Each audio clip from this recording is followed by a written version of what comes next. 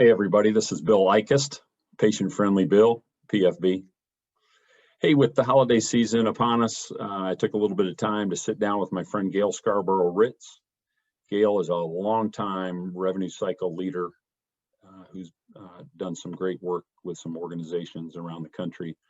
And I just wanted to get together with her and talk a little bit about her background, some of the management style principles that she utilizes when she goes into an organization, and then a little bit about the industry and some advice and feedback for other healthcare financial professionals.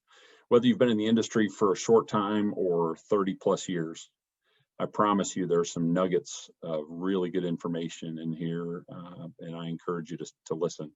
I actually broke the interview into 3 parts because we talked for just over an hour. I hope you'll take some time to listen, whether you're out on a walk or just in your office or maybe during some downtime over the holidays, but I think you'll really enjoy it. So take care and happy Thanksgiving. I have the pleasure of talking with my friend Gail Scarboro-Hritz today. Gail, I appreciate the opportunity to visit with you so much. I feel like I've known you, or at least of you, most of my now 32-year career in healthcare. So you were a young lady when I started. And it's been a long time since I was a young lady, but I've been there at least 32 years with you. I hear you. Yeah, you're often admired as a great leader and mentor in our industry. We've known a lot of the same people over the years, and I can tell you without exception that everybody speaks so highly of you, and I hope that you know that, and you really have had some great experience, and you've mentored people over the years and have just really been a valuable resource for our healthcare industry. So thank you for that. Well, thank you very much for those very nice remarks. I like to feel like I've made a contribution. I always remember that I was the first winner of the Kathy Doherty Mentorship Award, and I was so proud of that, given Kathy's reputation in that area. So that was a very proud moment for me. I felt very honored, and I am humbled daily by this industry and the people in it and everything they're willing to give to one another. Right, that's great. And I know she was excited to be able to give you that award as well. So I wanted to spend a little bit of time today talking about you and your background, but also how you got started in the industry, some of the principles of your management style that have made you successful over the years, as well as just some thoughts and feedback on the current state of our industry. Healthcare continues to be a hotbed of activity and issues and whatnot. So we'll talk about some of that. Does that sound good? Sounds great. Thank you. Good. So first question, go ahead and take us back a few years and tell us what your first job was in healthcare, and maybe what in your life may have pushed you or led you in that particular direction. Well, my first job, I was hired as a float for the business office at what was then named Lawrence Memorial Hospital. It's now Fairview Park in Dublin, Georgia. That was my first hospital job. I didn't know what that meant that I was going to do, but that meant that I was going to learn every aspect of what was then considered the revenue cycle or the business office, admissions. I knew how to run the switchboard, including the plug-in kind. I learned every facet, worked in the emergency room, registration area, worked in everything that's now kind of considered part of the revenue cycle. Revenue cycle is much bigger nowadays, but sure. Anyway, I started out as a float to learn all of that. The intent with the man who hired me, who was one of my mentors, Mr. John Klesky, when John hired me, he said, I want you to learn all these jobs because absenteeism really puts our operation at risk. And we have people who, they're entitled to their time and they need to take it, but I've got to have somebody I can plug into all of this. So little did I know, number one, that I was going to love it, which I did. And number two, I had no idea what that was going to position me to do. Sure. It was like getting a living CRCR. Wow. It was like, you're going to do it to learn it. Yeah. And everybody was so gracious when I would come in and spend my 4 weeks in each spot. Things like, typing a UB16 with 6-ply carbon paper, things of that type. It's been a long haul, basically 40 years. Well, let me see, I'm 74 now, and I had that first job when I was 29. How about that? So it's been quite an experience. Sure. And to start at that level, and Mr. Kleski left that organization, which was then, as I say, Lawrence Memorial Hospital. It was run by some sort of governance that was the county and that type of thing. Right. When he left, I interviewed for his job with the administrator at the time. I applied for it because who am I to not try? You know, that wouldn't be Gail. Gail tries. That's right. I thought, hey, at least I'll find out what my gaps are if I really want to pursue this as a career. And I was given the opportunity. He gave me that job, and I thought my biggest problem would be all the people I had worked with that would report to me now, that would be quite a challenge. And it was, but it was easier to work out than I had imagined. It taught me a lot about working with people through all sorts of situations and being very respectful of their perspective on the workplace and what was going on with the changes in the organization and all of that. Sure. And then HCA bought that hospital, and I got a whole new lesson. Yeah, I imagine so. They were one of my first customers when I got in the industry, Fairview Park down there with Jim Gilbert and Ted Short and Yep. some of their team. Yeah. Yeah. And when HCA purchased that hospital, I watched people that I had been working with in rather high positions for that place. My office was at the front of the hospital, and I watched them walk out with their belongings in boxes. You know, little hand, hold it in your arms type boxes. Director of nursing, other kind of high-ranking finance and clinical people. So I took it upon myself to walk in the medical library, which is where all the HCA suits were gathered. Right. And I knocked on the door and I said, may I come in? I'd like to ask a question. And one of the men there, I think it was actually Sam, said to me, sure, what do you need, kid? And I'm like, oh, I'm a kid. All right, good. He said, what do you need?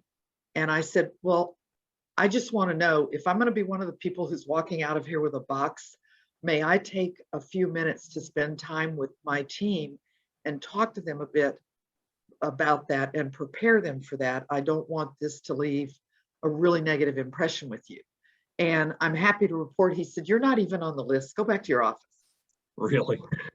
But that was my introduction to HCA, which, by the way, I have at the time, I know HCA, Columbia, it's all gone through a lot of evolution. Oh gosh, yeah. And I don't make it right or wrong. That's not my place to do, but it's had a lot of evolution.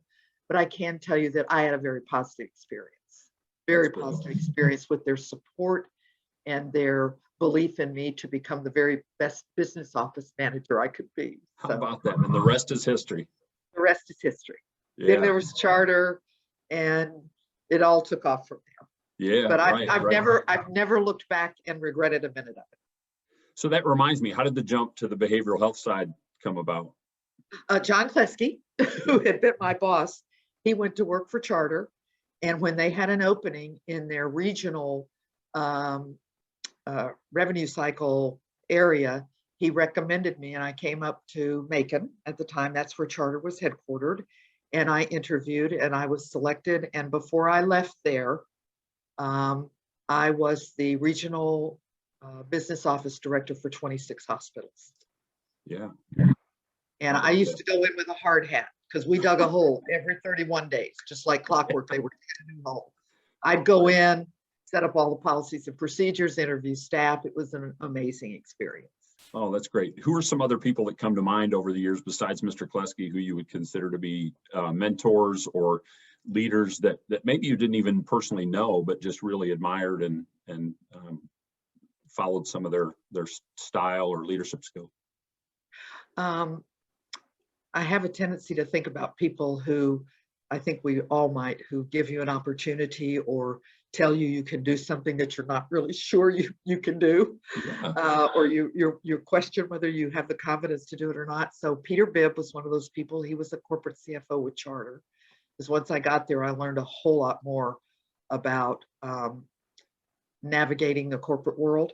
I'd been at a small hospital, community hospital. I worked and lived with my friends and the doctors we played golf with. I mean, it was a much smaller fishbowl. Yeah. So then I learned about being in a big fishbowl and swimming with some sharks. That was good. Sure. We all need to learn how to do that. Michael O'Boyle had a huge influence. He was our CFO at St. Joe's Hospital in Atlanta before it was part of the Emory system years ago.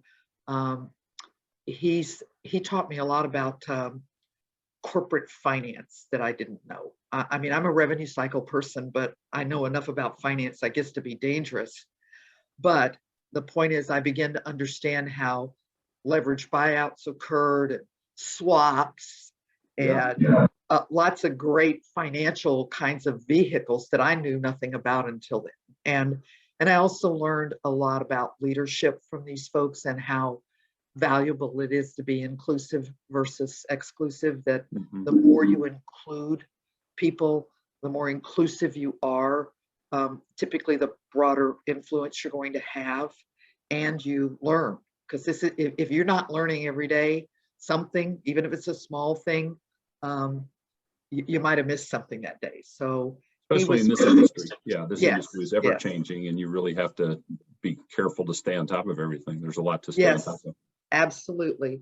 A couple of other people, I'm going to switch to some women now who have had, that's my kind of my guy list. Sheila Darrington, not a lot of people necessarily remember Sheila, but she's brilliant. Remember her from Georgia Baptist? Yes, she was a brilliant woman in our field. I think a brilliant woman in general. She passed away at an early age, but she taught me a lot technically. She'd say, no, Gail, you can't do that calculation that way. You need to do it this way. Right? She was so giving. And from a technical perspective, I learned so much from her about revenue cycle and reporting and how to use reporting and data analysis and all of that. Cindy Hundorfine, who is currently the president of Allegheny Health Network. I first knew Cindy at Cleveland Clinic. And by the way, Michael O'Boyle was the CFO who brought me there when I worked at the Cleveland Clinic. And Cindy she's one of the most impressive women I've ever met. She has this really lofty job. She had one at Cleveland Clinic. She was the chief administrative officer. And when she went to Allegheny Health Network as the health system president, I was thrilled, of course, for her. I was working there. And I thought, this is great. Cindy's coming to Pittsburgh. How about that? And it was great. And but Cindy's one of those women who, she's very smart, she's very savvy, she's very plain spoken. Whatever Cindy's going to say to you is coming straight out. So she taught me a lot about, you don't have to dress it up all the time, Gail. You know, it can be just pretty straightly, clearly delivered sometimes when you need to convey information at any level. So I learned a lot from her, just kind of watching her navigate in a very simple manner, but everybody was always impressed, regardless of how she presented things. She was always very impressive. So I always want to give Cindy credit for having an influence in my life. And of course, there are women in Georgia HFMA who've had a huge influence in my life. Joanne Kimmons, Pat Hamby, Ginger, I mean, Cindy, Susan. There are just women galore, and men, but there are so many women, Jane, Ray, there are so many women who you can just watch them. And if you watch them, you're going to learn something important. Just watch them and you can learn. So, that's great. That's kind of my list. Yeah, that's wonderful. Those are some wonderful folks. And I'm sure there are a lot of people out there that would say things about you, experiences. You mentioned one of the many qualities that I admire about you is that I just think you're a straight shooter. You know, I just think you tell people kind of like it is, like you said, without dressing it up. And sometimes it's not always a pleasant conversation, but it's an important conversation, and it's going to be it's going to be as valuable for the person sometimes to hear some of that as it is for the organization to follow that direction. So yeah, great qualities. Curious, if you had not chosen a career in the healthcare industry, what do you think you'd be doing? Oh my gosh, this is so easy to answer. I would be delivering the news like a talking head on television. I've always wanted to be like Christine Romans or Allison Camerata. Those are some CNN people, but any of these, some of these news talking heads in local TV or whatever, I would love to do that. Read from a teleprompter and just, have fun. It looks like so much fun. In the studio, or now we're taking it live to Gail in the field? Oh, it would be Gail in the studio. I wouldn't want my hair blowing around and my makeup messed up and I getting rained on. That wouldn't work for me. I'd have to be in the studio. In fact, there's a woman named Peggy Finnegan in Pittsburgh. She's on local television for decades. She's a good friend of a friend of mine that works for PNC Bank. And so I got to meet Peggy in a very social setting at my friend's house. And I said to her one time, I said, I've really always just wanted to be you. and she said, it's not quite as glamorous as it looks. She says, especially when you get up at 3 o'clock in the morning with no makeup and you're drinking your coffee on the way to the studio and everything. I said, I don't want to hear about that part. Yeah, right. I just want to hear about the glamorous part. So anyway, she's a really wonderful, great, giving woman. And she was on the news for years in Pittsburgh. Well, a lot of those people are looked at as celebrities. I would certainly say that you've achieved celebrity status yourself. Well, I don't know about that, but so it's in a pretty small fishbowl if that's the case. And I don't need to be a celebrity. I just need to be good at what I do. I try to be very good at what I do. That's exactly right. That's great. That's great. Before we get into some industry stuff, just tell me anything in particular that people might be surprised to know about you. You've already revealed one thing, and I certainly wasn't going to be the one to mention it, but you mentioned that you're 74 years old, which is just, I'm sorry, just mind-boggling. You have found the fountain of youth for sure, but well, you look great. And anything, yeah. That's my mother's genes. I guess she's 97 and still kicking and puts her makeup on every day and gets that hair done. That's so, great. I'm pretty transparent, Bill. Most people who know me, there's not some surprising thing that's lingering out there. I always say people might not know that I'm not afraid of the water, but I don't like to be in the water in the ocean where I can't see what's beneath me. That's why I have to go to the Caribbean, because you can see 40 feet down, right? It's beautiful like a good excuse. Yeah, perfect excuse. Oh, I want to go where the water is fully visible down to the bottom. So anyway, and I am a Francophile. I think most people know that. I'm crazy about Paris. If I were sitting in a different spot, you would see something from the Eiffel Tower over my head. But I decided you didn't need to see that in the backdrop today. Right. So that's really, I don't really have a lot of stuff. I don't have any like, oh, I was a famous this or a famous that. I did pretty well in school. I wasn't a star student, but I was a pretty good student in school. I think one of the things that some people might not be aware of is I did not get a 4-year college degree.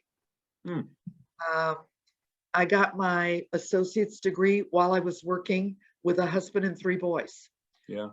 Flying on airplanes. So I do not lack tenacity, drive, or perseverance. Absolutely. I will do my best to get done. I thought I need some further education in order to continue my career. But I was one of the first people who sat for and passed the first time the HFMA Patient Financial Services test. Okay. They used to be individual tests for certification. Right, that's right. And I became certified in 1981. How about that? Excellent. Went to Atlanta, sat at Georgia State, and filled out a bubble sheet. Oh. That's what we used to do. Wow. Yep. And then when I had the managed care certification, the patient financial services, and there was one other one, I can't really remember what it was. but they combined all of those, and then we have the CHFP. But I maintain my certification every 3 years, and I always say to people, don't let your certification lapse. No. You know, because a lot of people do, and to me, it's always been a demonstration of, I may not be the most current person, but I'm making a sincere effort to keep up.